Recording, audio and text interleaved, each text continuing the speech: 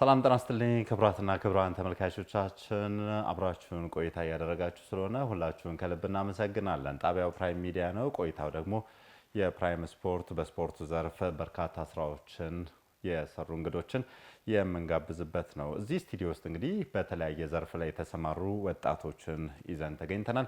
ቆይታውን እየመራው ደግሞ አለምሰገድ አበበ አብሬያችሁ የምቆይ ይሆናል። አጠገቤ የምትመለከቱት ወጣት ልብሱም እንደሚመሰክረው በማርሻል ስፖርት ጋር በተገናኘ በርካታ ወጣቶችን የሚያሰለጥን በስፖርት ዘርፍ ውስጥ ደግሞ ብዙ ስራዎችን እየሰራ ያለ ወጣት ነው።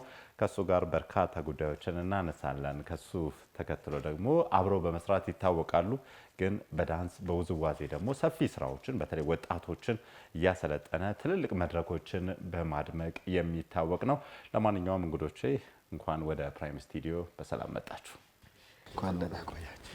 በጣም ነው የማመሰግነው። አሽሊ ወርልድ ቴኳንዶ ማሰልጠኛ ክለብ እንዲሁም ደግሞ ኢትዮ ያሬዳዊ የባህል ዳንስ ክበብ መስራቾች እንዲሁም ደግሞ እንደ አመራርም እንደ ኃላፊነትም ያሉ ወጣቶች ናቸው። ለማንኛውም ደስ የሚሉ ጉዳዮችን እናነሳለን። በስራ ዘርፍ ያጋጠሟቸውን ጉዳዮች እንዲሁ የራሳቸውንም ትዝብትና ሀሳቦችን እያጫወቱን ቆይታቸውን የሚያደርጉ ነው የሚሆነው። በድጋሚ እንኳን ደህና መጣችሁ ማለት እወዳለሁ። እስቲ ምናልባት ከቅርበት አንጻር ነው ዳንሱን ላስቀድም ብዬ ሳይሆን ከማርሻል ስፖርት ጋር በተገናኘ እንግዲህ ማስተር እንዲሁ አሰልጣኝ ወይንም ደግሞ በእናንተ ኢንተርናሽናል ማስተር ተብሎ ነው የሚጠራውና ኤዶኒያስ ኢንተርናሽናል ማስተር ኤዶኒያስ፣ ምናልባት እንደው ማስተርነቱ ማዕረግ መነሻው ምንድነው? ምን ቢሰራ ነው ይሄ ማዕረግ የመጣው የሚለውን ነገር እንደው መጀመሪያ ብታጫወተኝ ከሱ ብንነሳ ደስ ይለኛል። እሺ፣ አመሰግናለሁ። ያው ቴኳንዶን ስንጀምር ሁሉም ሰው ከለፋ እዚህ ሌቭል ላይ ይደርሳል። ለቴኳንዶ ብዙ መስዋዕትነቶችን ከፍለናል ከልጅነት ጀምሮ ማለት ነው። ሞር ዛን 40 years ነው ውስጡ የቆየሁትና በዛ መሃል በአንዳንድ ነገሮች ዲሌይ አድርጌ ነበረ። ከዛ ወደ ተቋማችን ኖርማሊ የኛ ተቋም ያለንበት ሌጀንድ ይባላል። ሌጀንድ ፕሮፌሽናል ቴኳንዶ ግሩፕ ማለት ነው። ሌጀንድ ኢንተርናሽናል ፕሮፌሽናል ቴኳንዶ አሶሲዬሽን ነው። እኔ ደግሞ የእሱ እንደ አዲስ አበባ ቫይስ ፕሬዚዳንት ሆኜ ነው ማገለግለው ማለት ነው። እና በዛ መሀል ከቆይታም አንጻር እዚህ ሌቨል ላይ እስክንደርስ ድረስ የምናልፋቸው ብዙ የፈተና ስቴጆች አሉ። ለምሳሌ አንድ ተማሪ ቤት ውስጥ ብላክ ቤልት ለመያዝ የሚቆየው አትሊስት ሚኒመም 4 years ነው። ከዛ በኋላ ያሉት መነሻው ነጭ ነው ማለት ነው፣ ወይንም አለቀበቶ የለበትና 8 የቤልት ስቴጆች አሉት። ከነጭ ቤልት ጀምረን ስንሄድ ማለት ነው ቢጫ፣ አረንጓዴ፣ ሰማያዊ እያለ የሚሄድ ማለት ነው። ለካ ብላክ ቤልት በኋላ ያሉት በአጠቃላይ ኢንተርናሽናል ሰርቲፊኬቶች ናቸው። ያንን ሰርቲፋይ ደግሞ የምናደርገው ኢንተርናሽናሊ ሪኮግኒሽን የተሰጣቸው አካላት አሉ የሚፈትኑ ማለት ነው። ተፈትነን ሰምታይምስም ደግሞ በቪዲዮም እስከመፈተን ደረጃ እንደርሳለን። እኔ ስፈተን የመጀመሪያ የፈተነኝ ግራንድ ማስተር ሄኖክ ነው። ዶክተር ግራንድ ማስተር ሄኖክ ነው። ከዛ ፊቭዝ ዳኒንም ራሱ ነው የፈተነኝ። ከዛ ዳኒንም የተቀበልኩት ደግሞ በእሱ አማካኝነት ሆኖ ከግራንድ ማስተር ጁንሊ የዓለም የጂቲቲኤፍ ፕሬዝዳንት ናቸውና ከሳቸው እጅ ነው የተቀበልኩት ባለፈው ካፒታል ሆቴል ላይ በነበረን ፕሮግራም ማለት ነውና በአጠቃላይ ማንም ሰው እስከለፋ እስከጣረ ድረስ እዚህ ስቴጅ ላይ ይደርሳል ስሩ ዘ ፕሮሰስ ማለት ነው። እንግዲህ ኢንተርናሽናል ማስተር ኤዶኒያስ ጌቱ፣ አዎ በጣም ደስ ይላል። ብዙ ጊዜ እንደው እኔ አንድ ጥያቄ ጊዜው ነው ወይስ ብቃቱ ነው እላለሁ።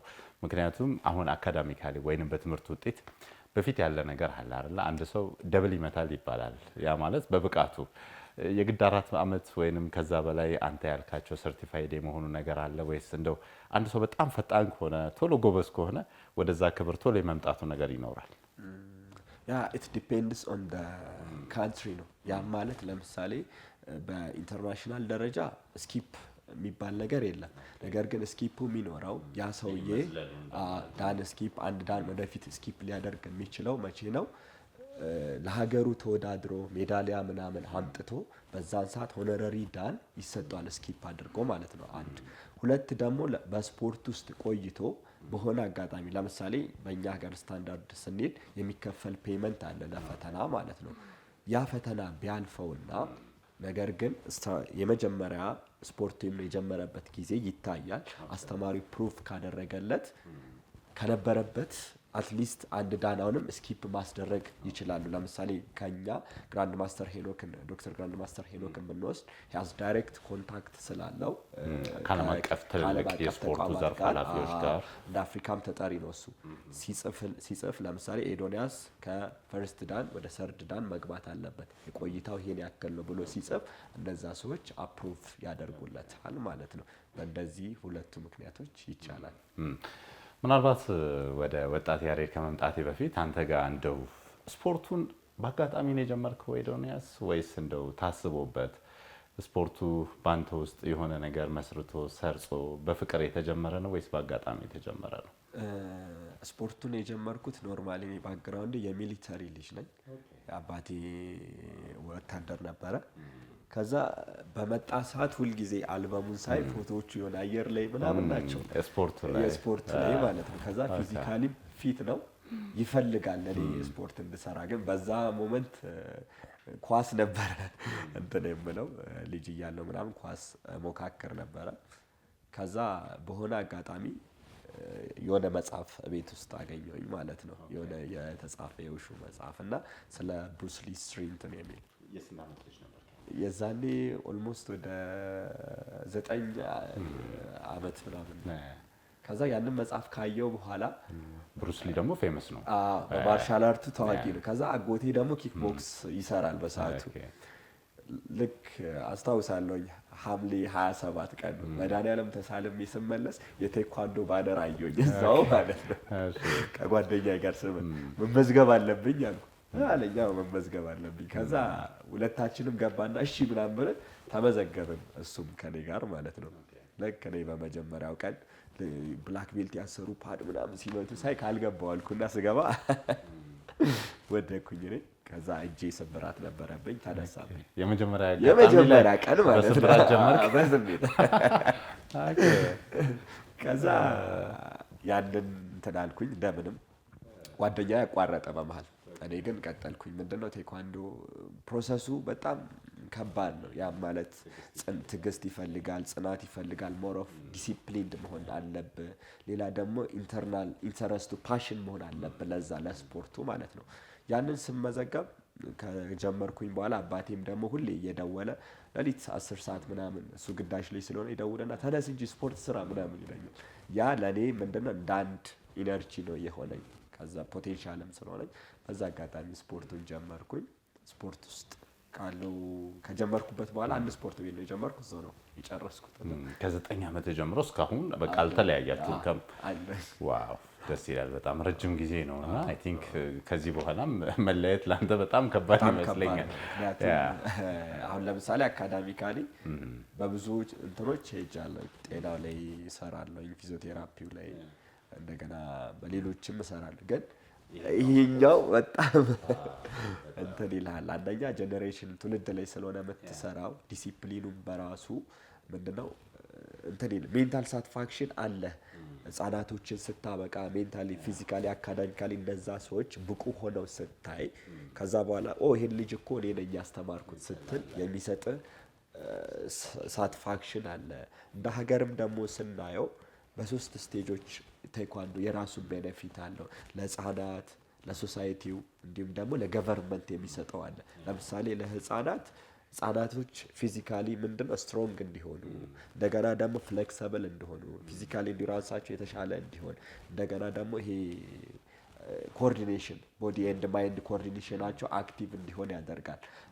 ለሶሳይቲው ደግሞ ስንመጣ ምንድነው ምክንያቱም ጀነሬሽን ላይ እየሰራን ነው ያልኩ ሞር ሄልዚ ሶሳይቲ እንዲኖረን፣ ጤናማ የሆነ ሶሳይቲ እንዲኖረን ያደርጋል። ራሱን ከሱስ ከተለያየ ነገር ፕሮቴክት ያደረገ ወጣት ፕሮቫይድ ማድረግ እንችላለን። ከገቨርንመንት አንጻር ደግሞ ስናይ ለምሳሌ አትሌቶች ሀገራችንን ወክለው ምናምን ሊወዳደሩ ይችላሉ። በቴኳንዶ ኦሎምፒክን ብንወስድ ማለት ነው፣ በኦሎምፒክ ስፖርት ከዛ የሀገራችንን ባንዲራ ከፍ ያደርጋሉ። እንደገና ደግሞ ዩኒቲን ይፈጥራል፣ የአንድነት። ያ ማለት እርስ በርስ ኢንተራክሽናችንን ስለሚጨምር እርስ በርስ ግንኙነታችን ከፍ ስለሚል የሆነ ሴንስ ይኖረናል ማለት ነው። ለሀገር ፍቅርም ያለን ስሜት ተመሳሳይ ይሆናል። ከዛ አንጻር በእነዚህ ዘርፎች ቴኳንዶ አሪፍ የሆነ ቤኔፊትስ አለው። በጣም ጥሩ። እንግዲህ በተለይ ዘርፈ ብዙ ጠቀሜታዎቹን በተመለከተ አንተስ በስፖርቱ ዘንድ ይህን ያህል ጊዜ በመቆየት ምን ያህል ተጠቀምክ፣ ምን ያህል ወጣቶችን ጠቀምክ የሚለውን ነገር እንመለስበታለን። ወደ ኢትዮ ዳንስ የባህል ክሩ እንምጣ። እንግዲህ ወጣት ያሬድ በልሁ በድጋሚ እንግዲህ ስለመጣህ በጣም ደስ ብሎኛል። ብዙ ነገሮችን ታካፍለናለህ ብዬ አስባለሁ። ኢትዮ ዳንስ ነው የሚለው፣ ዳንስ ክሩ ነው የሚለው። ያሬዳዊ እንደው ስያሜውን በዚህ አይነት መልኩ ለመሰየም ምንድን ነው ምክንያቱ? ከአንተ ጋር ለማገጣጠም ታስቦ ነው ወይ ኤክሰፕሽናል ነገሮች አሉ? እስቲ እሱን እንደ መጀመሪያ ጥያቄ እንወሰደው።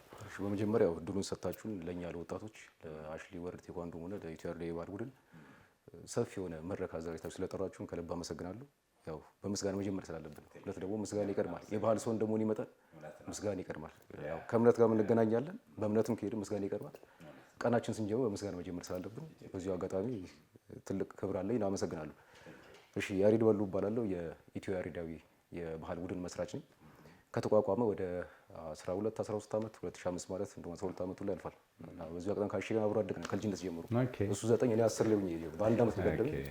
እኔ ደግሞ ወንድማማቾች ሁሉ ትመስሉኝ ነበር። አልዋሽ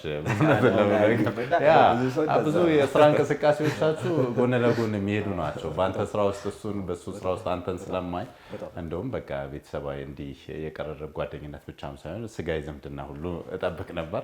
ለማንኛውም እሺ እንቀጥል። እዛው ነው ያው በእርግጥ አልተለመደም ቴኳንዶና ውዝዋዜ። ይሄ ራሱ እንደ ሀገር መጀመራችን ራሱ የመጀመሮችን ይመስላል። ያው በጥበብ ውስጥ ምንድነው ፍቅር ይቀድማል። ምክንያቱም የውዝዋዜ ሙያ አንድ ተቋም የለውም። የውዝዋዜ ሙያ ለብቻ የሚያስተምር ካምፓኒ ወይ ደግሞ ድርጅት የለም የተቋቋመ፣ ወይ ደግሞ ምናልባት በስም ባህልና ቱሪዝም ምናምን ሊኖር ይችላል። አዎ እሱም ከስራ ድራጅቶ ነው የሚሰራው። ይሄ ግን እንደ ኢንተርናሽናል ትልቅ ተቋም ነው። ሁለታችን ራሱ ማቀናጀታችን አንዱ ለአንዱ ተመጋጋቢ ነው ማለት። ከዛ በላይ መከባበራችን ይቀድማል። የእሱ መከባበር ለእኔ፣ የኔ መከባበር ደግሞ ለእሱ የሚለውን ነገር ያው በሾው ላይ ልናሳይ ይችላል። ወደ ስሙ ትርጓሜ እንግዲህ ስንመጣ ኢትዮ ያሬዳዊ ኢትዮጵያ ነው። ኢትዮጵያ መቅደም አለባት። ያሬዳዊ እንግዲህ ከያሬዳዊ ጥበብ ጋር ነው። የጥበብ ሁሉ መጀመሪያ እግዚአብሔር ነው። ከእግዚአብሔር ቀጥሎ ደግሞ ትልቅ የዜማ ጥበብ የተሰጠው ያሬድ ነው። ስለዚህ የትኛውም የውዝዋዜ እንቅስቃሴ፣ የትኛውም የምድር ድምፅ ሳውንድ የሚሰማ የሳውንድ እንቅስቃሴ በጠቅላላ ከያሬድ የቀደም የለም። ምናልባት እነ ቤቶቨን ይባላል እነ ሞዛርት ይባላል ይቀድማቸዋል። 505 ዘመን ላይ ምናምን ተነሳ ይባላል። ስለዚህ ያሬድ መነሳት አለበት ነው ዋነኛው እቅድ። ምክንያቱም ከያሬድ ቀጥሎ ነው ዜማ የመጣው፣ የኛም ነው። ሪትም ከበሮ ብትል ከቤተክርስቲያን የተወሰደ ነው። ክራርን ብትወስድ ማሲንቆ፣ ነገሩ ወደ ዓለማዊ እየመጣ መጣ እንጂ ያሬድ መነሳት አለበት። ያ ዲፌን መሆን አለበት። ለዛ ለምን አናነሱም? ዜማ አይደለም የሚያንቀሳቅሰን ውዝዋዜ። ልክ ዜማ ሲኖር ነው ወርድ ውስጣችን ሙሉ ነው የምንሰራው። ስለዚህ ሁሉም ሙያተኛ እንዲያቆም ፈልገው ወይ ደግሞ እናንተም እንድታውቁ ፈልገው ያሬድ መቅደም አለበት። አዎ መቅደም አለበት። ጠቢብ ነው፣ ጠቢብነቱን እናውቃለን፣ ግን አላስቀደምነውም። ብዙ ጊዜ ኢትዮ ብለን ሌላ ስያሜ ነው የምንሰጠው። እኔ ደግሞ ለምን ያሬድ አይነሳም? ሁለት ደግሞ አጋጣሚ አንተ እንዳልከው ያው ስም የሆነና ለምን አይሆንም?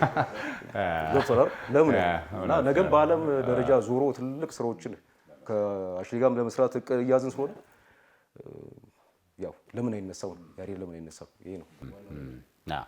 እውነቱን ለመናገር ኢትዮ ያሬዳዊ የዳንስ ክሩ እኔ እናንተ ባላችሁበት መድረክ ላይ ስራዎቻችሁን ሳይ የምትኮራበት ኢትዮጵያዊነት፣ እኔ በተለይ እኛ ኢትዮጵያዊነታችንን በተወሰነ ቢሆን እናውቀዋለን አለ በቴሌቪዥንም ቢሆን በአካልም ቢሆን የሆነ ሰዎች ከውጭ የመጣው ማህበረሰብ እናንተ ሲመለከት ምን ያህል ተመስጦ ከእናንተ ጋር ሲወዛወዝ ሳይ ፕራውድ ይሰማሃል፣ ኩራት ይሰማሃል። ያንን ነገር ይዛችሁ መታችሁ እዛ ቦታ ላይ ኢትዮጵያዊነታችሁን ለማስተዋወቅ ደግሞ እንደዚህ አይነት ስራ ስትሰሩ ማየት ደግሞ ልትመሰገኑም ይገባል።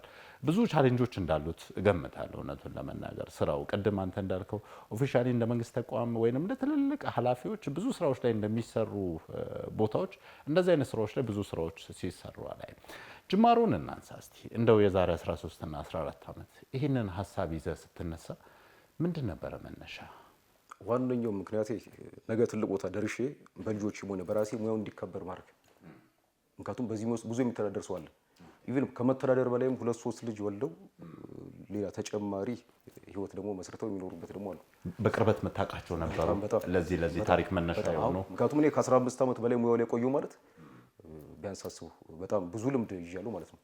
ስለዚህ ያ መከበር አለበት። ዋነኛው ነገር ይሄ ሙያ ነው። ሁለት ደግሞ በነገራችን ላይ አሽሊ የሚያውቃል ካለምንም እሱም እኔም ስንጀምር ካለምንም ክፍያ ሲጀምር ያ ስልህ በዚሁ አጋጣሚ አመሰግናታለሁ ቴቴዬ እናቴ ቢያንስ ትንሽ እንኳን አታስከፍልም ወይ የትምህርት ሰዓት ወይ ምናምን ብላ አልተጋፋችኝም። ደካሚ ስለምታውቀው በጣም ነበር ፎርስ ምታር ከጀርባ ይሆናል ስቲል እንደዛ ይመስለኛል።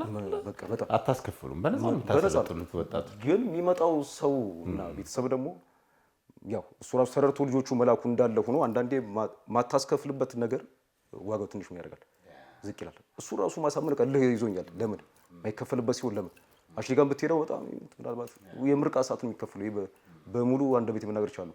እና ልክ ገዘፍ ያለ ክፍያ ቦታ ሲሆን ነው ነገሩ ጥበብ መስሎ የሚታዩ ብዙ ሰው ልክ አንደኛ ወርዳ እንደመሆኑ ወርደ በነፃ ነው መታችሁ ስሩ እንደማለት ኢቭን የመታወቂያ እንኳን አላስከፍልም ይሁሉ አመት ለምን እኔም ያደኩበት ነገር አውቃለሁ።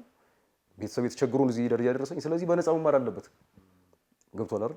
በዚሁ አጋጣሚ ያው አጋጣሚ ሆኖ የተመስገን ልጆች ልጅ ተመስገን ጋር ሰራ ነበር። እሱ ደግሞ የተሻለ እውቀት ደግሞ ሰጠኝ። እሱም ካየ ብዙ ጊዜ በነፃ ሰራ ነበር። ሌላ ደግሞ የኔ አስተማሪዎች ደግሞ ያው ኢትዮጵያን ቴባል ቡድን በዚሁ አጋጣሚ መሳሪያዎቹ እንደ ታምራት ናቸው። ታምራት እጀታና ታምራት እሸቱ እነሱ ደግሞ ሰፊ ነገር ጨምሩኝ። ተስፋ እንዳልቆርጥ ወደ ሰፈር ወደ አልባሌ ነገር እንዳልገባ እነሱም ነፃ ነበር ስልጠና የሚሰጡት እና ከሁለቱ ቡድን ጋር ራሱ እጄ ማየቴ መማሬ ዛሬ ሁለቱም ትልቅ ተጽዕኖ ፈጣሪ ናቸው። ካየ ልጅ ተመስገንም ባህሉን ለኔ አንዴው ክፍለ ዘመን አንድ መሪ ወደ ኋላ ጠምዞ የሰውን ኋላ ቀርነት የቀየረ ሰው ነው። ኢትዮጵያዊነትን ካየ በሆነ ሰዓት አሜሪካ ሀገር የሚገኙት ዊነር ናቸው። የባላገሩ አሸናፊ ከዛ በላይም ደግሞ ሰው ላይ ጥሩ ነገር ሰርተዋል። ባህሉ እንዲከበር አድርገዋል። ሁለቱ ስር መማሬ በራሱ ለካ በነፃ ሂጄ ነገር መቀየር ይችላል ማነጋገር ይችላል። ሁለት ደግሞ የውስጥ ባንዲራ ነው ባህል ማለት። ስለዚህ ባንዲራውን ኮኮልኩኝ ባንዲራውን ከፈኛ አላትም ቁቤ እየኖርኩበት ነው። በነፃ መስጠት አለብኝ። ሰው ሲያምንበት መኖር አለብኝ። ሊከፍለኝ ይገባል። ስለዚህ ትውልዱን እንደ አቅሜ ሜንታሊቲም ፊዚካሊም የምችለውን በነፃ ከሰጠው ለኢትዮጵያ ሰጠው ማለት ነው። ሁለት ደግሞ ባህል እኮ የውስጥ ባንዲራ ብቻ ሳይሆን ኢትዮጵያዊነት ነው። ስለዚህ ኢትዮጵያዊነት እንዴት ይከፈልበታል? ከዛ ሳስተምር በነፃ ነው። ምናልባት እነሱ የተለያየ ሀገር የሚሄዱ አሉ። ልክ ሂደው ምስጋና አዎ። ከዛ ቀጣይ ደግሞ ክፍያ የምናገኝበትን ነገር እንደ ሰውኛ መኖር ይገባናል፣ እናገኛለን። እና ዋነኛ ምክንያት ይሄ ነበረ። በጣም ደስ ይላል። ከዛ በኋላ ወጣቶችን የማሰባሰቡ ነገር አሁን ምክንያቱም አንተ ብቻም ሳትሆን ብዙ የአንተ ጓደኞች ብዙ እንስት ወይንም ደግሞ ሴቶች ወንዶች አንድ ላይ የተሰባስባችሁ በጣም ደስ የሚሉ ስራዎችን ስትሰሩ ነው ማየውና እነሱንስ በአንተ ደረጃ ቶሎ የማምጣቱ ሂደት ምን ይመስል ነበረ? አንተ ጋር ነበረ ትልቁ ኃላፊነት የወደቀው ወይስ ሌላ ቦታ የሰለጠኑ ወጣቶች ናቸው እነዛ አሁን አብረው የሚሰሩት? እኔ ጋር ነበሩ። አንተው ጋር ነው ያደጉት? ከስር መሰረቱ ሲመጡ እኔ ጋር ነበሩ። ትንሽ የሚያደክመው እሱ ነው። ምናልባት ቶሎ ወደ አንተ ማምጣቱ ጊዜ ይፈልጋል፣ ጊዜ ይጠይቃል። ጊዜ የሚጠይቅ ደግሞ ያው ግልጽ ነው፣ የበሰለ ነገር ነው። ሊበስል አንድ ነገር ጊዜ ይጠይቃልና እስኪበስል ደግሞ እሳት ያስፈልጋል። እሳቱ ደግሞ ትሬኒንጉ ነው። ያንን ነው እንግዲህ እንደ እሳት እንደተጠቅሜ ጊዜ ፈጅተን በሚቀመጥልን ቀን መሰረት ለማምጣት እጥራለሁ። አንዳንድ ሰው አለ ቴክኒካል የሚፈጥን በተፈጥሮ ፈጣን ለባሉ የተሰጠ የሚዘገይ ደግሞ አለ። እሱ ራሱ እንደ ቡድን ማመጣጠን ሌላ ፈተና ነው። ምክንያቱም በመሀል ሉዝ የምታደርገው ጊዜ አለ። ቶሎ እንዲደርሱልህ ትፈልጋለህ። ስሮች ይመጣሉ። ሁለት ደግሞ ምን ያህል አውቀዋል ባህሉን። ሁለት ደግሞ ለእኔ ራሱ የተቀመጠልኝ ህግ የለም፣ ተቋም የለም። ካገኘሁት ነገር ነው ሰርች አድርጌ ነው። ምናልባት አሁን ነው እንደሚመጣው ዩቲዩብ ምናምን እንዳለ ሰርች የምታደርገው የዛሬ 9-10 ዓመት በፊት እኮ ምናልባት ከኮሮናው በፊት ሰፊ ነገር የለም። ገብቶሃል አይደል? አሁን ምንም ባጫጭር ቪዲዮም ታገኛለህ የተለያዩ ነገሮች። ስለዚህ የተቀመጠ ነገር ከሌለ 82 ብሔረሰብ አለ። 82ቱን ስተነትነው እንደው ደቡብ ውስጥ ብቻ ስንት ብሔረሰብ አለ? አጠቃላይ ብተነትነው ሁሉ ብትበትነው ወደ ውስጥ ከ400 ምናምን በላይ ይሆናል። ስለሚጠቀለል ለምሳሌ ኩናማ ስትል በሱ አሉ። ገብቶሃል አይደል? አገው ውስጥ የተለያየ ደግሞ ሰሜን ውስጥ የተለያየ ይላል። ሰሜን ጎንደር አትል ጎጃም ጋር ትወርዳለህ። ስለዚህ ያ ሁሉ ከየት አስተማሩ ብትል ኢቭን እኔ አልጨረስኩም አይደለም እኔ ያስተማሩት አልጨረሱም። በማየት ላይ ነገር የተቀመጠ ነገር የለም። መንግስት ይሄን አደራጅቶ እንደ እውቀት ሊያስቀምጥ ይገባ ነበር። እንደውም እኛንን በጥረት አንድ መሰረት አንድ ገመዷ እንይዝና እታች ላይ መጣ ትውልድ እናቀብላለን። መቀበል ነው። የተቀመጠ ነገር ቢኖር ግን ቢያንስ አንድ ሰልጣኝ 3 ዓመት ነው አሁን አሽሊ እንደሚያሰልጠው የተቀመጠ ነገር ስላለ በ4 ዓመት ይጨርሳል። እኛ ጋር ግን 4 ዓመት ቢሆን 40 ዓመት የዛ ሰው ጥረት ነው እና በዚሁ አጋጣሚ የጥረት ውዴ ነው። ይሄ ራሱ ሊደነቅ ይገባል። እንደ ባህል መለሳለሁ ያሬዶ ምናልባት ወደ ኤዶኒ ልምጣና እንደው ኢንተርናሽናል ማስተር ኤዶኒ እንግዲህ ያው አሽሊ ወርልድ ቴኳንዶ ማሰልጠኛ ክለብን እንግዲህ የዛሬ 8 ዓመት ይመስለኛል አይደለ መስረታው ካደረገ በኋላ በርካታ ታዳጊዎችን የማሰልጠን ብዙ ታዳጊዎችን ደግሞ በዓለም አቀፍ መድረክ የማብቃት በአፍሪካ መድረክ ሀገራቸውን እንዲወክሉ የማድረግ በርካታ ስራዎች ተሰርተዋል ብዬ አስባለሁ። እስቲ ከመጀመሪያው ጀምሮ ያሉትን ሂደቶች አጫውተኝ እስቲ። ህጻናትን የማምጣት የማሰልጠኑ የት ነበረ? በምን ያህል ህጻናት ተጀመረ? ዛሬስ ምን ደረጃ ላይ ደረሰ የሚለውን እስቲ አጫውተኝ። እሺ፣ አመሰግናለሁ። ስጀምር በአጋጣሚ ያያም ያውቃል ኖርማሊ ጨርሶ አይምሮዬ ላይ አልነበረም ይሄ ስፖርት ቤት መክፈት። ምክንያቱም አንተ ራሱ ሰልጥነ እዛ በኋላ ደግሞ ሌላ ሰው ወደ ማሰልጠን መምጣት እና አስተማሪ ጋር እያለሁ እኔ ሲኒየር ተማሪ ነኝ የቤቱ እና ብዙ ጊዜ የእሱን ትሬኒንግ ከቨር ማድረገው ስፖርት ቤቱንም ይዘው ነው ነበርና እዛው በምሰለጥንበት ቤት ውስጥ የዛኔ ምንድነው ሪስፖንሲቢሊቲዎች መጡ ማለት ነው። እኔ ላይ ብዙ ነገር መሸከም ጀመርኩኝ። እሱም እየተወ ምናምን ይሄዳል፣ እኔ አይመጣም እስከ ማለት ደረጃ ማለት ነው። እንደን ልክ የሆነ ሰዓት ላይ ልጆቼ እዛን ማሰራቸው ምናምን መውጣት ጀመሩ። እኔም ደግሞ ወደ ግቢ ምናምን ስገባ ትንሽ ቀዝቀዝ እያልኩኝ መጣሁ ማለት ነው። ቴኳንዶ ላይ የሕክምና ተማሪዎች ዩኒቨርሲቲ ጆይን የት ነው የተማርከው? እንትን የደረሰኝ ወደ አክሱም ነበረ፣ አልሄድኩም። እዛ መጣሁና ኪያሜድ ሜዲካል ኮሌጅ ነው የተማርኩት። ፋርማሲ ላቦራቶሪ ቤሲሲ ነርስ ነው የተማርኩት። ከዛ በኋላ ብዙ አጫጭር ኮርሶችን ወሰድኩ እና የሆነ ቀን እንደዚህ ወጣት ማዕከል አለ ሰፈራችን ማለት አሁን ያለንበት ግራውንድ ኤዶኒያስ እኮ እንደዚህ ነው የስፖርት ባለሙያ ምናምን ሲባል ስራ አስኪያጁ እና ይሄን አዳራሽ ለምን አይጀምርበትም ምናምን አለኝ። እንደ ቀልድ እኔ ላይብረሪ ለማንበብ ነው የሄድኩት እና እስኪ ምናምን አለኝና ለምን አትጀምርም ምናምን እሺ አልኩኝ። ሰላም ይባላል። እሺ አልኩኝና ልክ ልጆች ጋር ነው መደዋወል የጀመርኩኝ። ከሰፈር ምናምን በነፃ ነው ስጀምር በነፃ አልኩኝ። በሳምንቱ ምናምን ወደ 30 ልጆች ምናምን ኤክስፔክት አላደረኩም ማለት ነው። እግዚአብሔርን ወደ 30 ልጆች ምናምን መጡ። ከዛ በፊት ሳሰራ የሚያውቁኝ ምናምን የነበሩት ልጆች ምናምን ደግሞ እንዳለ መጡ ማለት ነው። በወሩ ቤት ውስጥ 71 ተማሪ ነበር፣ ግን በነፃ ነው የሚሰሩት። መጀመሪያ ግን ክፍያ ነበረው እዛኛው ጋር እዛ እኔ የነበርኩበት ክፍያ ነው። እኔም እየከፈልኩ ነው የምሰራው። እዚህ ሲመጡ 70 ምናምን ተማሪዎች ሆኑ። በዛ ጀመርን። ልክ እንደዛ እያገለገልን እየሰራሁኝ የሆነ ሰዓት ሲያገኙ 50 ብር ደስ ሲላቸው 100 ምናምን ይሰጣሉ። በመሀል ኮቪድ መጣ። ኮቪድ ሲመጣ ስፖርት ቤቶች ምናምን ይዘጉ ሲባል በቃ አሁን ይሄ ስፖርት ከዚህ በኋላ መመለስበት አይመስለኝም ብዬ ከነጭራሹ ዘግቼው ወጣሁኝ። በቃ በሆስፒታል አፓረንትም ላይ ነበርኩኝ ምናምን አቆምኩት። ድጋሚ ግን ወላጆች እየደወሉ እነዛ ልጆች እምቢ አሉ። ሌላ ቦታ ግቡ ሲባሉ እምቢ አሉ። ዛሬ ላይ አንዱ እንደውም አሁን የራዲዮሎጂ ተማሪ ነው። ሕፃን እያለ ነበር እኔ ጋር የመጣው። አሁን የ3ኛ ዓመት የራዲዮሎጂ ተማሪ ነው። አባትየው ካላስጀመርክ ወይ ደግሞ ውጪም ቢሆን ይዘውሩት እሱ ነው። ከዛ ሌሎችም ይደውላሉ ምናምን በቃ እሺ ምናምን ጀምራለሁኝ እያልኩኝ አሁን ያለሁበት ጂሙ በአጋጣሚ ጨረታ ወጣ። ስለሚያውቁኝ እኔን ደወሉልኝ። አንተ አትሞክርም ምናምን አሉኝ። እሺ ምናምን አልኩና አስገባው። በአጋጣሚ አሸነፍኩኝ። እንደ አዲስ ባካፕ አድርጌ ነው የተነሳሁትና በዛ መሀል ተማሪዎቼ ርቀው ሄደው ነበረ። ከዛ አዳዲስ ተማሪዎች ሰበሰብን። ከዛ በአመቱ ምናምን ውድድሮች መጡ።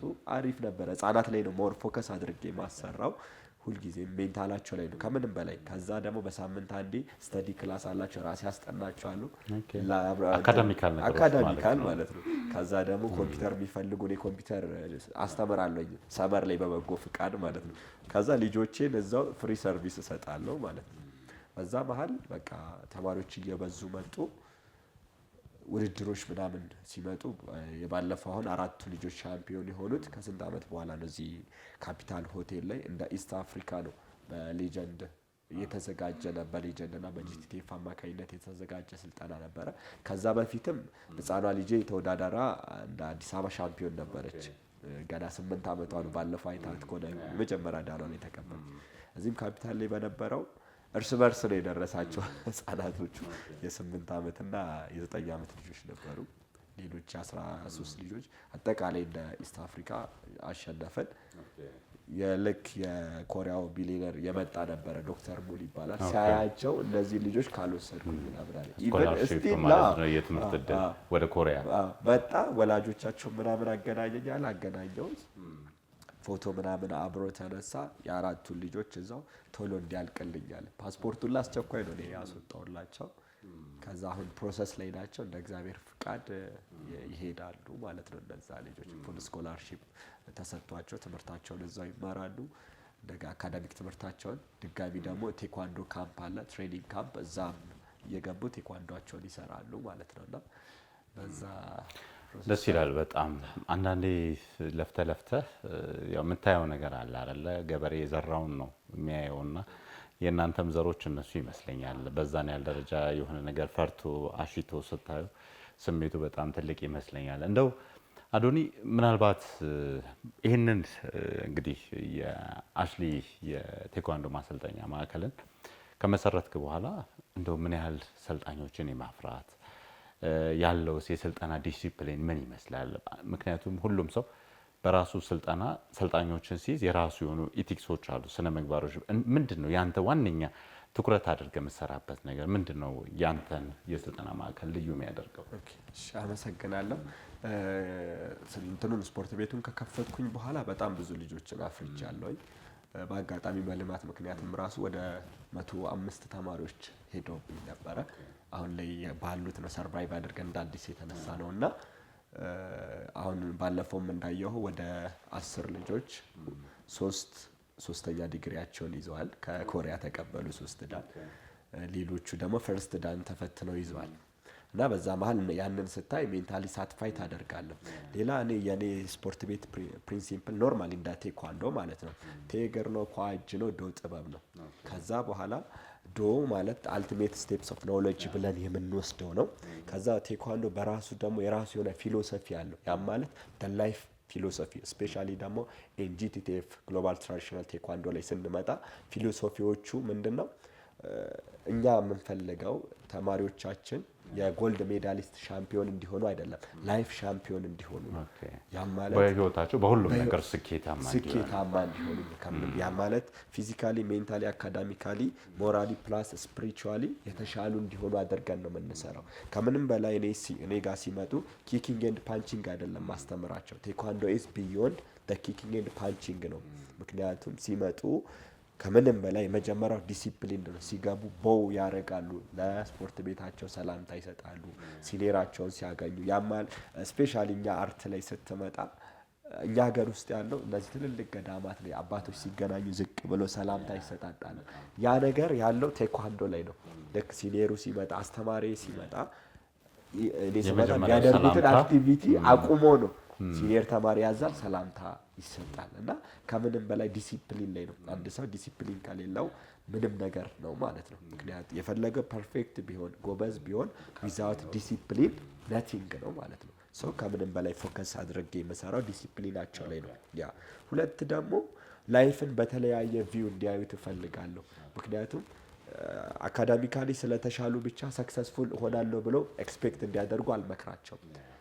በቃ ጊዜ ካላቸው እኛም እንደዛ ነበር የሚመስለን እኮ 6ኛ 5ኛ ክፍል አንደኛ የሚወጣው ተማሪ በቃ በአለም ላይ ሀብታሙ እሱ የሚሆን ይመስላል፣ በህይወት ስኬታማ የሚሆን ይመስላል። አንዳንዴ ደግሞ በዛ ውስጥ አንተ ቅድም ያልከው ላይፍ ሻምፒዮን ሲሆን ደግሞ አካዳሚካሊ ብቻ አይደለም ነገሮችን የምታይበት መነጽር በደንብ የነቃ መሆን አለበት። እና አይ ቲንክ እውነት ነው የሚገዥ ሀሳብ ይመስለኛል። እና ከዛ አንጻር በተለያየ ዲፈረንት ቪው እንዲያዩ ያደርጋል። ኢቨን ኢፍ ከቻላችሁ 5ኛውን ቪው ተጠቀሙላችኋል። ሁሌ ሰንደይ እንትን አለን፣ ካውንስሊንግ ክላስ አላቸው። እኔ ካውንስሊንግ ላይ ስለምሰራ ለነሱ ቁጭ አድርጌ አድቫይዝ አደርጋቸዋለሁ ስለ ላይፍ ማለት ነው። ከዛ ኢቨን አንዳንዶቹ ኢኮኖሚካሊ ደግሞ መክፈል ማይችሉ ካሉ በራሴም ማለት ነው የግራፊክስ ዲዛይን ምናምን እንዲማሩ አደርጋለሁ እኔ ራሴ እየከፈልኩላቸው ማለት ነው። እና ያ ምንድነው ነገ ላይ እነዛ ልጆች ወጥተው የተሻለ ስቴጅ ላይ ደርሰው ስታይ አንተ ሳትፋይ ታደርጋለህ። አንድ ሁለት ደግሞ ተማሪዎችን ሁሌም እንደዚህ ስፔሻሊ ግቢ ላይ እየገቡ ያሉትን የራሳችን የሆነ ሌጋሲ እንዲኖራቸው ቲም ስፒሪቹዋሊ እንዳለ ሆኖ እንደ አንድ ፋሚሊ መታየት ስላለብን ልጆቹም ከምንም በላይ ፍቅራቸው ያስቀናል። ባይዘው በርዝዴይ ይከበራል። ስፔሻሊ ሴሌብሪቲዎች በጣም ብዙ ናቸውና እዛ ላይ በደንብ ፎከስ አድርገን እንሰራለን ከምንም በላይ ማለት ነው። ጽናት ሊኖር ይገባል። ዲሲፕሊን መሆን አለባቸው። ሪስፔክትፉል መሆን አለባቸው። ከዛ ደግሞ ከምንም በላይ ለሀገራቸው ልዩ የሆነ ፍቅር እንዲኖራቸው አድርገን ነው የምንሰራው እና በዚህ በጣም አሪፍ።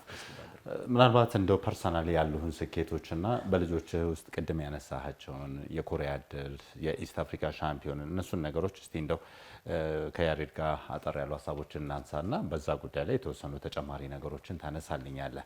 እንግዲህ ያሬድ ምናልባት የእናንተ የኢትዮ ያሬዳዊ ባህላዊ ዳንስ ክሩ ያው ምስረታውን ካደረገ ቀደም ሲል የነበሩትን ነገሮች አጫውተኛል። ከምስረታው በኋላ አሁን የስራ እንቅስቃሴው ምን ይመስላል? ከማሰልጠኑ ባለፈ ምክንያቱም ወጣቶች ናችሁ፣ ከእናንተ ውስጥ ቤተሰብ ያለው ሊኖር ይችላል፣ ቤተሰቡን የሚደግፍ የሚረዳ ሊኖር ይችላል እና የስራ እንቅስቃሴያችሁ እንደ ስራ ስትይዙትስ ያለው ነገር ምን ይመስላል? ተቀባይነቱ ምን ይመስላል? እስቲ እሱን ነገር አውራ። አለው ተቀባይነት አለው። ያው የተሻለ ነገር አለው። ትንሽ ለሙያው አሁንም ያው የስራ አሰሪው አካል የሚሰጠው ግምት ትንሽ ማህበረሰቡ ጋር አሁንም የመጽዳትን የመጥራት ጉዳይ ትንሽ መጥራት አለበት። ምክንያቱም ሙያውን ስናየው አንዳንዴ ያው ከዚህ በፊት ሲወርድ የመጣ ነገር አለ ማለት እንደ ምንድን ነው አዝማሪ ነበረ አዝማሪዎች ናቸው ምናምን የሚባል ነገር አለ። አሁን ምናልባት ቀርቷል፣ ግን ያው ያልተቀረፈበት ቦታ አለ።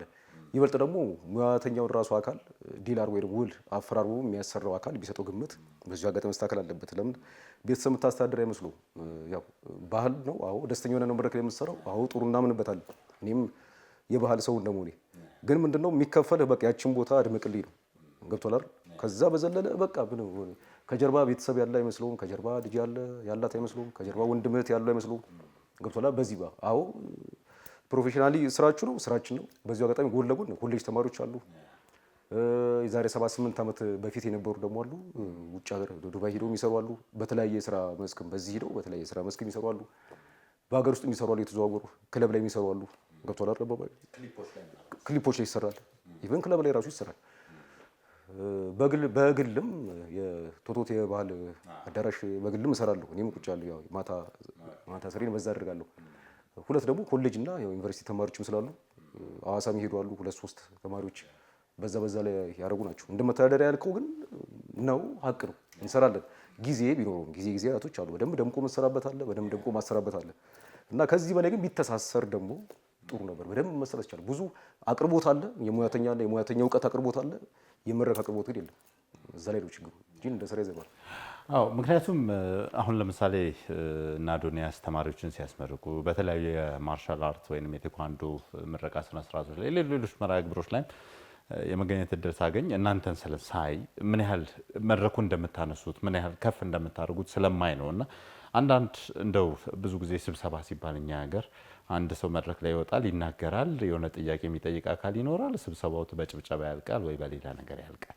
እንደዚህ አይነት ስፓይሶች ቢኖሩት ግን ትልልቅ መድረኮች አሉ። አሁን አዲስ አበባ አስተዳደር ላይ በአንጻራዊነት ፕሮግረስ ይመስለኛል። እኔ እንደውም አንዳንድ የጥበብ ስራዎችን ለተሰብሳቢ ማነቃቂያ የማድረግ ነገሮች እየተለመዱ የመጡ ይመስለኛል።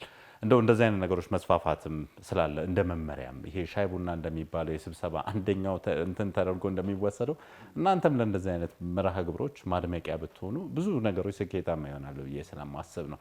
እንደው ተጨማሪ ጥያቄ መድረኮች ነበሯችሁ የመወዳደሪያ ራሳችሁን የምታሳዩባቸው እንደዚህ ከሌሎች ከእናንተ አምሳያዎች ጋር ያሸነፋችሁበት ስኬታማ በአዲስ አበባ ደረጃ ሻምፒዮን ናችሁ የሚል ነገር ስለሰማሁ ነው። እሱን ነገር አጫውተኝ እስቲ።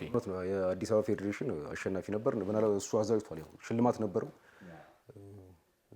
የገንዘብና የማቴሪያል የሙዚቃ ማቴሪያል ሽልማት ነበሩት እና ያው እዛ ላይ የመሳተፍ እድሉን አግኝተን እንግዲህ ያው ውድድር ያጠረክራል ከጉለታችን ተምረን አሸናፊ የሆነበት ነገር ደግሞ ነበረ እና እነዚህ ነገሮች ናቸው። እንደውም እሱ ውድድር ጥሩ ይመስላል። ከዚህ በፊት ግን ምናልባት ራሳችሁ እንድትለኩ የት ነን የሚለውን ነገር ቆየት ያለውን ግን ስናነሳ ብዙ ጊዜ ባዛር ላይ ነው ልምድ ያለው ባዛር ላይ ነው እንጂ ብዙ ጊዜ በግለሰብ ደረጃ አይደረግም። ማለት ባለሀብቱም ለምሳሌ እቃ ላይ ወይ ፎቅ ላይ ወይ ደግሞ የሚታይ ነገር ላይ እንጂ ይሄ ውስጣዊ የሆነ ኢነርጂ ለምሳሌ ባህል የውስጥ አካል ነው አይደል? ከውስጥ የሚወጣ ነው። በውስጥ ስትወደው ነው አምነህ የምታየውና የምትሰራው ነገር ነው እና እሱ ላይ ብዙ ጊዜ ስፖንሰር ማድረግ ያው ብዙ ባለሀብቶች ይዘው ለምሳሌ አበሻው ክሊ ነበሩ እና አበሻው ክሊ ያዘጋጁ ነበር እና አዶኒክ ባዛር ላይ አይደል በየ15 ቀኑና ውድድር ነበር። ያ ብዙ ሙያተኛ ነፍሩቷል። ገብቶናል። በቃ እና እሱ ከሱ ሌላ ደግሞ ነበረ ጠፍቶ ሄደው ሰው የሚያዘጋጁ ነበሩ። እንደውም አሁን የመጣው የስፖርት ፌዴሬሽኑ አላሽ እንደዛ እንትን ያለው አዘጋጅቶ የነበረው እሱ እንጂ ብዙ እንትን የለም። ምናልባት ያው በስፋት በሀገር በኢትዮጵያ ደረጃ ከተባለ ባላገሩ ነው ብዙ ነገር የለወጠው ሙያተኛውን ከያለበት እንደውም ከየክፍለ ሀገሩ ሰባስቦ ከዛ አሉ እነ ኮካ ሱፐርስታር እያሉ መጡ። አሁን በዚሁ አጋጣሚ መመስገን ያለበት ያው የፋና 80 የባህል ውዝዋዜ ብዙ ሙያተኞችን እያፈራ ለብዙ ሙያተኞች እንደውም ክብር እየሰጠ ገብቶላል እንዲታወቁ እያደረገ ኢቭን ኢንተርቪው ኬሮግራፈሩ እንኳን ማን ነው አይታወቁም ነበር አውጥቶ ለብቻ እንዲታይ ያደረገ ትልቅ ስራ እየሰራ ነው በነገራችን ላይ እና እሱም ካየ እንደ ሚዲያ ስንት ብዙ ሚዲያ አለ። አንድ ሚዲያ እዛች ላይ ነው እሱም የአንድ ሰዓት ምናምን ፕሮግራም ነች እና ቢሰራ በጣም ጥሩ ነው። በዚሁ አጋጣሚ እድሉን ከሰጠኝ ያው ቅድም ተናገር ሳላነሳት ከማልፍ ብዬ ነው ምንድነው አድማቂ ነው ወርዲ ብዙ ጊዜ የሚባለው በቃ ግን ማድመቅ ሳይሆን አንደኛው ራሱ ማድመቅ ሳይሆን ሙሉ ለሙሉ እኮ እንትን ነው። አሁን ምን አለብስ ያልተግባባው የባህል ሙያተኛው እና ተመልካቹ የሻይና የቡና ሰዓት ወይ ደግሞ የሽዳ የዳቦ ሰዓት አለች አይደል? ሙያተኛው ራሱ እኮ ዳቦ ነው ቢበላ ነው ያጠግባል። የሚሰራው ስራ እኮ ያጠግባል። ሻይም ከተባለ ራሱ ሙያተኛ መሆን አይችልም ወይ? ማድመቂያ ለምን ይሆናል? የተወሰነች ሰዓት ሰጥታ የታልኩ 2-3 ሰዓት የምታቀርበውን ነገር ሙያተኛው አቁልጳጵሶ አይደል? በነገራችን ውዝዋዜ ውስጥ እኮ ምን አለ እኮ ስክሪፕት አለ። ስክሪፕትድ ነው አይደል? በደምብ ኬሮግራፊ አለ፣ ዳንስ ጥበብ አለ፣ ላይት ይፈልጋል፣ መድረክ ይፈልጋል አይደል? እውቀት ይፈልጋል፣ ጥበብ በጣም ዘርዘር ማስጨርሱ ብዙ ነገር አለ። ካየ ብዙ ጊዜ ነው እንደውም በጣም ትልልቅ መድረኮች ላይ ተጠርተን እንዴት ያርዴ ስንሰራ አቀልላችሁልኝ የሚል ሰው እንደውም አለ። ባክስቴጅ መጥቶ በቃ እኛ ልንል የነበረው ፕሮፖዛል ነድፈን የነበረውን ትልልቅ መድረክ እንደው በምን አይነት መድረኮች ላይ መገኘት እድል ነበራችሁ? ለምሳሌ ብሔራዊ ቲያትር ላይ ስብሰባ የመንግስት ስብሰቦች ሲኖሩ ትልቅ መድረኮች ይሰጡናል። እዛ ላይ እንሰራለን። እንደው በየክፍለ ከተማ ኢቭን እንኳን በቃ በየክፍለ ከተማ እንኳን ትልልቅ ሚኒስትሮች የሚገኙበት ላይ ቢያንስ ክብርት አዳነች አቤቤ በተገኘችበት መድረክ ላይ አድዋ ደርሰን እንኳን ስለ አድዋ ተሰጥቶን እንኳን የሚገርም አድርገን ነበር ያቀርበው። ፊሊንጉን ይሄ ነው አለ ፕሮግራሙ ቪዲዮ አላችሁ አይደል? ገብቶላል ሲል ምን እንተራል በቃ የሚሰጠው ፊሊንግ በቃ በጣም እና ሰፊ ነገር 10 11 12 ምናምን ገጽ ጽፈ የምትመጣውን እኛ ጨምቀን ካየ መግቢያ ላይ ካሽጋም ስንሰራ ቴኳንዶ እንዴት ነው ስናቀርብ ነበር 3-4 ደቂቃ ይሞላል እንኳን መጀመሪያ መክፈቻው ከዛ በተጨምቆ 10 ደቂቃ ነው እንደው እሱም ከረዘመ በ10 ደቂቃ ውስጥ የግማሽ ቀን የ6-7 ሰዓት ስብሰባ ምን እናደርጋለን እንዘጋለን። ያ ምንድነው ያ የሚያሰራው አካልም ልክ ነው ማየት አለበት መጀመሪያ ሙያተኛውን ካየ በኋላ ግን ቢያንስ መመስከር ይችላል እና ውዝዋዜ ጥበብ ያው ይችላል ሁሉን ነገር መግለጽ ይችላል። በጣም ደስ ይላል። ወጣት ነህ፣ ጓደኞችም ተመሳሳይ እድሜ ላይ ያሉ ናቸው በብዛትና እንደው ቀጣይ እቅዳችሁ ምንድን ነው? ኢትዮጵያን በምን ያህል ደረጃ ማስተዋወቅ፣ ምን አይነት መድረኮች ላይ ራሳችሁን ማግኘት ትፈልጋላችሁ? ምንድን ነው ወደፊት የሚታያችሁ ነገር? ቀጣይ እንግዲህ ያው ኢትዮጵያን ከፍ አድርገን በዓለም አደባባይ ማስጠራት ነው።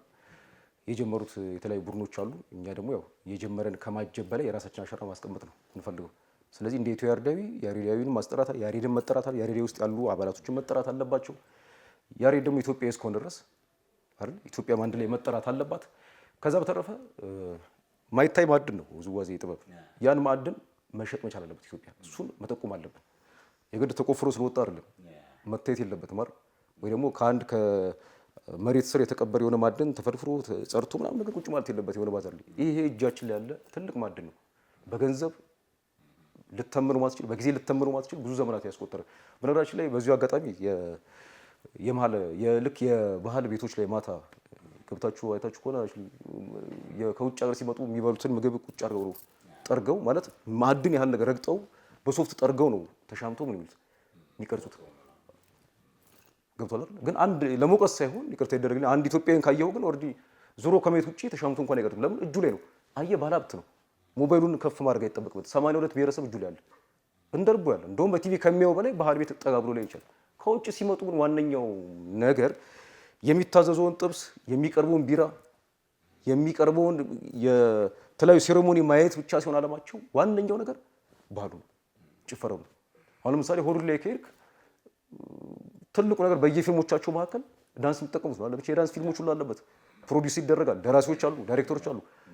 ከሆሊውድ በላይ ደግሞ በሆሊውድ ጋር ብትሄድ ሆሊውድ ላይ ሊደርሱበት የቻለበት ዋነኛው ምክንያት ከሚሰራው ከዲያሎግ በላይ የስክሪፕት ያህል ዳንስ ይጻፋል። መጀሜ ነው። በእያንዳንዱ ሲን ካየ ዳንስ አለ። ዳንሳቸው በጣም ከልጅነታችን ጀምሮ ይገዛል። ከዋናው የአክሽኑ ወይንም ይሄ የድርጊቱ እንትን ባለፈ የዳንሱ እንትን ብዙ ሰዓት ይወስድብሃል። አይታል የሚታዩ ኮሪዮግራፊ አንድ የህንድ ፊልም በተለይ 90ዎች ውስጥ አንድ የህንድ ፊልም እውነት አሁን ናዚ አይምሮች ውስጥ ከአርስቱ ይልቅ ካያችሁ ከአርስቱ ይልቅ ገብቶቻል አይደል? ከአርስቱ ይልቅ ኮሪዮግራፊ የተደረገበት መንገድ ነው። ምን ይላል ይሄ አይቷል። ውሃ እንዴት እንደሚረጭ ባቡር ጋር ሲሰራ መድረኩ ውሃ በቃ በእያንዳንዱ ፊልም መሀል የውዝዋዜ የነሱን የውዝዋዜ ጥበብ መሸጥ ይችላል።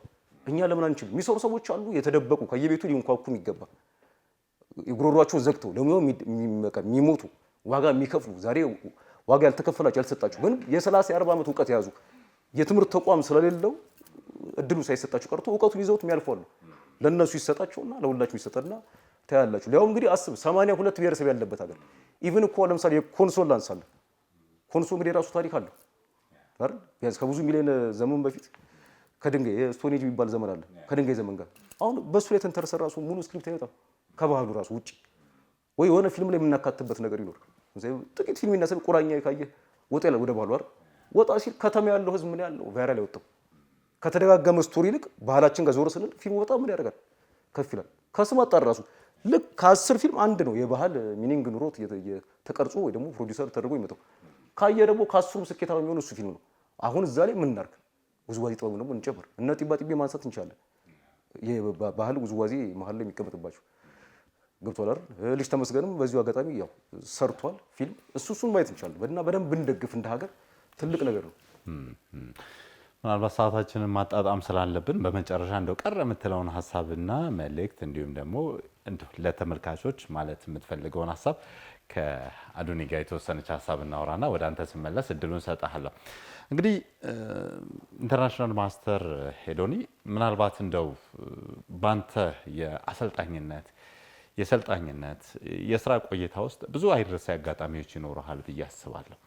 እንደው እንደ ግለሰብ እኔ በጣም እዚህ ሙያ ውስጥ በመቆየቴ እንደው በጣም ክብርም ኩራትም ተሰምቶኛል የምትላቸው አጋጣሚዎች አሉ? አዎ፣ እስቲ ያጫውተኝ።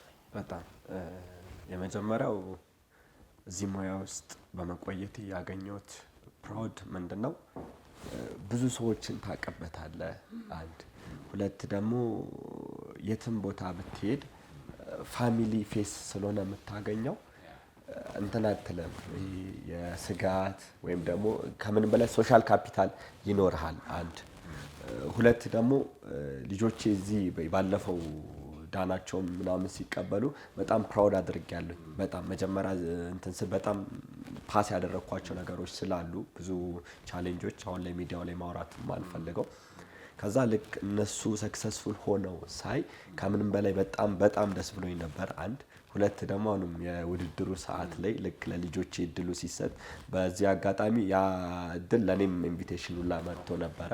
በተለያዩ አጋጣሚዎችን የሚሳርጌው ነው እንጂ አሁን ህዳር ላይ ነበረ ጉዟችን የኔ ጉዞ ሁላ ወደ ኮሪያ ማለት ነው። የኔም ኢንቪቴሽን አብሮ ነው የመጣው እና ያ ልጆቼ እዛ በስቴጅ ላይ ሰክሰስፉል ሆነው ሳይ በጣም በቃ ከምን በላይ ነው ሜንታሊ ሳትፋይ ያደረገው። ሁለት ታዳጊ እህትማማቾች ናቸው አይደለ? ቀያይ ታዳጊ በጣም የሚገርሙ እውነት ለመናገር እውነቴን ነው። እኔ ምስሉን ይኖረናል ተመልካቾች አይተው እንዲመሰክሩት ስለምፈልግ ነው። በጣም የሚገርም ተሰጥኦ ያላቸው እኔ አንድ በምን አይነት ፓሽን ቢሰሩት ነው በአጭር ጊዜ በዛ እድሜ እንደዛ ዲሲፕሊን እንደሆኑ አብሮ ሲሰሩ ደግሞ ስታያቸው በጣም ነው የሚመስጥህና እውነቱን ለመናገር መታደል ነው ለአንተ ዛሬ ብቻ አይደለም ለወደፊትም ሁሌም እንድትኮራ የሚያደርጉ ልጆች ይሆናሉ ብዬ አስባለሁ። ሀገራችን በሆነ በዚህ ስፖርት የሆነ ሰዓት እርግጠኛ ሆኜ እቺኛዋ ፕሮግራማችን እንደው የሆነች ምስክርነት ልትቀመጥ ትችላለች። እኔ በእውነት ስላየኋቸው እንደ ኩራትም ተሰምቶኛል። አዶኒ በዚህ አጋጣሚ መመስገንም ስላለብህ ነውና እርግጠኛ ነኝ እችን ሀገር እንደሚያስጠሩ እንደሚያኮሩንም ተስፋ አደርጋለሁ። በጣም እኔም ሙሉ ተስፋ አለኝ። ምክንያቱም ሲያዩዋቸው ሁለቱም ገና የ8 እና የ9 ዓመት ልጆች ናቸው። በፊትም ደግሞ እህታማቾች ናቸው የሚመስሉት። ሁለቱም ቀያዮች ስለሆኑ ለመለየት ትቸገራለህ እና ልክ ሰውየው ገና ነው ሲያዩት በሰዓቱ የመጡት እንግዶች ምናምን ወደ 10 ምናምን ናቸው። ሁሉም ሲመጡ አይናቸው የሚያርፈው እነሱ ላይ ነው። ኑኑ ይሉና ፊት ለፊት አስወጥቷቸው እስኪ ምናምን ኦ ይልና እየመጡ ፎቶቸውን በየሚዲያው ማለት ነው የመጡት ኮሪያኖቹ በየሚዲያው የነሱን ፎቶ ነው የሚለቁት። ሶሻል ሚዲያ ላይ ብንገባ ግሎባል ትራዲሽናል ቴኳንዶ ብለን ብንገባ እንዳለ ያለው የነሱ የህፃናቶቹ ፎቶ ነው እና ታማቾች አይደሉም። ግን ያው ቤት ውስጥ አንድ ክለብ ላይ እስካሉ ድረስ ታማቾች ናቸው። አንድ ክለብ አንድ ቤተሰብ በሚለውም ስለሚያምኑ ማለት ነው እና የሆነ ሰዓት በጣም ፕራውድ እንደሚያደርጉኝ እኔ ሙሉ ተስፋ አለኝ። በጣም ማለት ነው እልህኛ ናቸው። በዛ ላይ ደግሞ ልክ የሆነ ስራ እያሳያቸው ካልመጣላቸው እቤት ገብታ ታለቅስ ነበር። 8 ዓመቷ ነው። እቤት ገብታ ወንድሟ አለ እኮ የጀመረችው ቴኳንዶን አሁን ህፃኗ ልጅ እቺ ሊና የምትባለው ወንድሟን ለማስመዝገብ መጥተው እቺ ዝም ብላ ትዋል እዚህ ምናምን ተብላ ነው የጀመረችው እና እሷ አቆመ። እሷ ይኸው ስንት ውድድር አደርጋለች በተደጋጋሚ ማለት ነው። በተወዳደረችበት ውድድር ላይ ጎልድ ነው የምታመጣው ሁሌም እና ሳያት ሁላ እኔ በጣም ነው መሳሳላቸው ሁለቱ ልጆች እና በእነሱ በጣም ሙሉ ደስ ይላል። በጣም እንደው የኤዶኒ ቀጣይ እቅዶችስ ምንድን ናቸው? ፐርሰናሊ ራስን በምን ደረጃ ማግኘት ትፈልጋለህ? በዚህ ስፖርት ውስጥ ማበርከት የምትፈልገው እንደው በአንተ ሰልጣኞች ውስጥ ማየት የምትፈልገው ፍሬ አለ? ምንድን ነው እቅዶች? እቅዴ በጣም ሂጅ ነው። ያ ማለት የመጀመሪያው ተማሪ የሰራውባቸውን ተማሪዎች የሆነ ስቴጅ ማድረስ አለብኝ ራሳቸውን እንዲችሉ። ባይዛዌ ለአንዱ ተማሪ ስፖርት ቤት ከፍቼ ሰጥቼው ነበር። መስራት አለብህ ብዬ 22 አካባቢ ከፍቼ ሰጠሁት። አንተም በቃ የባለፈው ማለት ከፍቼ ሰጠሁት። እኔ ሆስፒታል ላይ እየሰራው ነበረ፣ በሰዓቱ ላንሴት ሆስፒታል ላይ ሰራ ነበርና ይሄ ያንተ ነው ስሙ ነው የኔ የመጀመሪያዎቹን ወራት ክፍያ ከፈልኩለት። ከዚህ በኋላ ግን ሰብስበ ራስን ቻል አልኩት። 1 ወር ከምናምን አየና ማስተርን ያልፈልግም ማለት እኔ ካንተ ስር መራቅ አልፈልግም። ስቲል ነው አትፈልግም? አዎ እሺ ትቶ መጣ። ስቲል ነው በስሬ ነው ያለው። ያንን የራሱን ዘጋ። ግን አሁንም ሌላ ብራንቾች ምናምን አሉ። እነዛን የያዘው እሱ ነው። ከኔ ዲታች መሆንን አይፈልጉም ተማሪዎቼ። ወደፊት በስፋት ስፖርቱም ላይ እንደገና ደግሞ ጤናም ላይ በስፋት መስራት ነው የምንፈልገው። ምክንያቱም በብዛት ብዙ ሙያዎች ደግሞ አሉ። ፊዚዮቴራፒ እሰራለሁ፣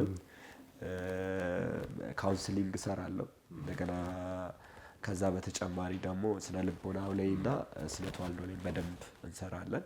ቤቴ ውስጥም ደግሞ ስትመጣ ልጆቼም በብዛት እንደዛ ናቸው። ራዲዮሎጂስት አለ፣ ፋርማሲስት አለ፣ ሜዲሲን ተማሪ አለ፣ ሶፍትዌር ኢንጂነሪንግ እና እነሱ አሁን ግራጁዌት ሲያደርጉ ያቀድነው ፕላን አለ። እንደ አሽሊ ከማርሻል አርቱ በተጨማሪ ቢውልድ ለማድረግ ያሰብናቸው ሌጋሲዎች ስላሉ እዛ ላይ በስፋት እንሰራለን ወደፊት። እንግዲህ ከማርሻል አርቱ በተጨማሪ የራሳችን የሆነ ተቋም ይኖረናል በጤናውም ላይ ብዬ አስባለሁ። እዛ ላይ ነው የምንሰራው። በደንብ ይሳካል ብዬ አስባለሁ። እንግዲህ ጅማሯችሁ በጣም ጥሩ ነው። እንግዲህ ፍጻሜያችሁም ትልቅ እንደሚሆን እንገምታለን።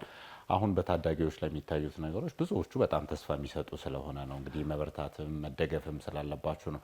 እንደው በመጨረሻ ለሰልጣኞች፣ አንተ ላይ እምነት ለጣሉት ወላጆች እንደው ባንተ አቅምና በማህበረሰቡም ላይ ፈታ የሚችል መንግስት ቢፈታው ብለምታስበው ስፖርቱ ላይ ቢስተካከል ብለምታስበው እንደው ማስተላለፍ የምትፈልገው መልእክት የመጨረሻ እድል አደርጋለሁ።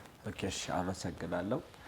ከምንም በላይ መጀመሪያ ምስጋና ወላጆች እኔ ላይ ትረስት ኖሯቸው ልጆቻቸውን ወደ እኔ በመላካቸው በጣም ነው የማመሰግነው። ምክንያቱም ባያምኑህ አይልኩም። ሪስክ ነው። እዛ ጋር ህጻናት ሲመጡ ሲወድቁ ብዙ ነገር ሀፕን ሊያደርግ ይችላል እና ህጻናት ደግሞ እንዳየኸው ካልም ሆኖ ሊመጣ የሚችል ካልም ሆኖ መጥቶ አክቲቭ ሆኖ የሚወጣ አለ። በጣም ኢሪታንት ሆኖ ይመጣና ደግሞ ባህሪውን ለውጦ አስተካክ ሼፕ አድርጎ ለወላጅ ፕሮቫይድ ስታደርግ ምንድነው ልጅህን ስጠኝና ሰው አድርጌ ይመልስልሃለሁ ነው የምትለው እና መተው ባህሪያቸው ተቀይሮ ምናምን ሳይ ወላጆች ደስ ይላቸዋል። ሲመጡ ልጄ እኮ በፊት እንደዚህ ነበረ ምናምን ይላል እና ያ በራሱ ሳትፋይ ያደርጋል፣ ደስታን ይሰጣል። አንድ እንደ መንግስት ደግሞ ለማርሻል አርቱ ቦታ ቢሰጠው እላለሁ። ከምንም በላይ አሁን ላይ አይተህ ከሆነ ለአትሌቲክስ ለኳስ ምናምን ብዙ ቦታ አለ። ግን ማርሻል አርቱ ላይ ፎከስ ቢደረግበት ቢሰራበት ሀገራችንን በጣም በትልልቅ መድረኮች ማስጠራት እንችላለን። እንደ አትሌቲክሱ እንደ እግር ኳሱ በትልልቅ መድረኮች ማስጠራት እንችላለን እና ለማርሻል አርቱ ፎከስ ቢደረግ አይተህ ከሆነ አዲስ አበባ ውስጥ በብዛት እየተሰሩ ያሉት ሜዳዎች ምናምን ናቸው፣ ኳስ መጫወቻ ሜዳዎች። ያ ግን ቢያንስ የማርሻል አርት ማዘውተሪያ አካዳሚዎች በብዛት ቢሰሩ ጥሩ ነው ባይነኝ። ምክንያቱም ብዙ ትውልዶችን መቅረጽ እንችላለን፣ የተሻለ ትውልድ ማፍራት እንችላለን እና እሱ ላይ ፎከስ ተደርጎ ቢሰራበት እላለሁ። አመሰግናለሁ። በጣም ነው አመሰግነው። ኢንተርናሽናል ማስተር ዶንያስ ጌቱ እንግዲህ የአሽሊ ወርልድ ቴኳንዶ ማሰልጠኛ መስራች ባለቤት፣ እዚህ መጥተህ ሀሳብን ስላጋራህን ከልብ አመሰግናለሁ። እስቲ ወደ ኢትዮ ያሬዳዊ የባህል ዳንስ ክሩ መስራች እንግዲህ ወጣት ያሬድ ወደ አንተ ልምጣና የመጨረሻ ቃልህን ልቀበል።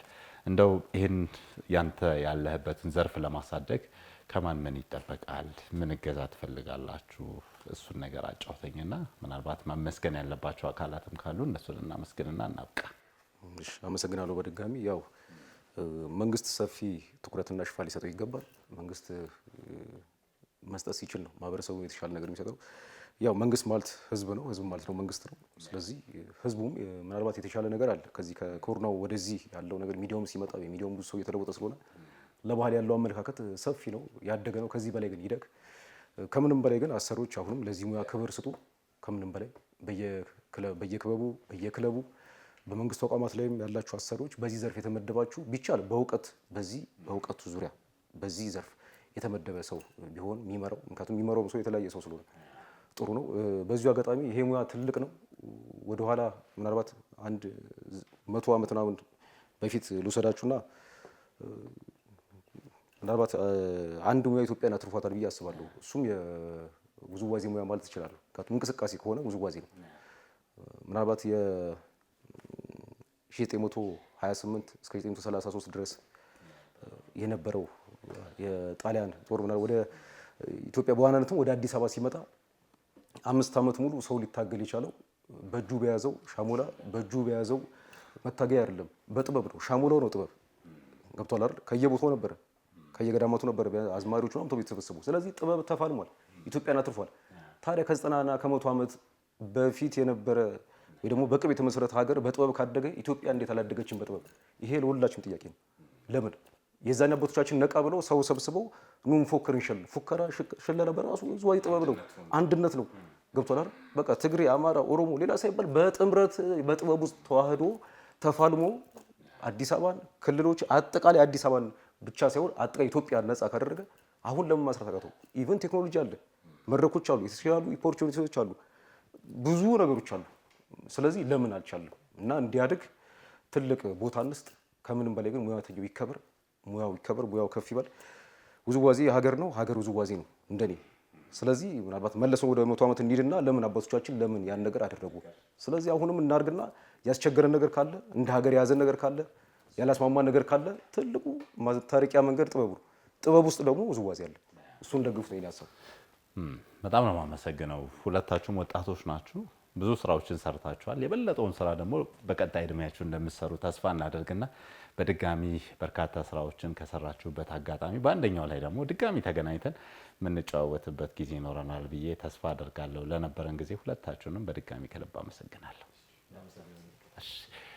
ክቡራትና ክቡራን ተመልካቾቻችን ከኢትዮ ያሬዳዊ ዳንስ ክሩ ወጣት ያሬድ በልሁ እንዲሁም ደግሞ ከአሽሊ ወርልድ ቴኳንዶ ማሰልጠኛ ኢንተርናሽናል ማስተር ኤዶኒስ ጌቱ እዚህ ፕራይም ስቱዲዮ ድረስ መጥተው ከቴኳንዶ ስፖርት፣ ከዳንሱ፣ ከኢትዮጵያዊነት፣ ከስፖርቱ ዘርፍና እንዲሁ ከሌሎች ጉዳዮች ጋር በተገናኘ ሀሳባቸውን አጋርተውናል። የነበረን ቆይታ ይህንን ይመስላል። በቀጣዩ ሳምንት ከሌሎች እንግዶች ጋር ተመልሰን እንገናኛለን። እስከ ሳምንት እንግዲህ መልካም ነገሮችን ሁሉ እየተመኘን በዚሁ እናብቃ። ሰላም ሁኑ።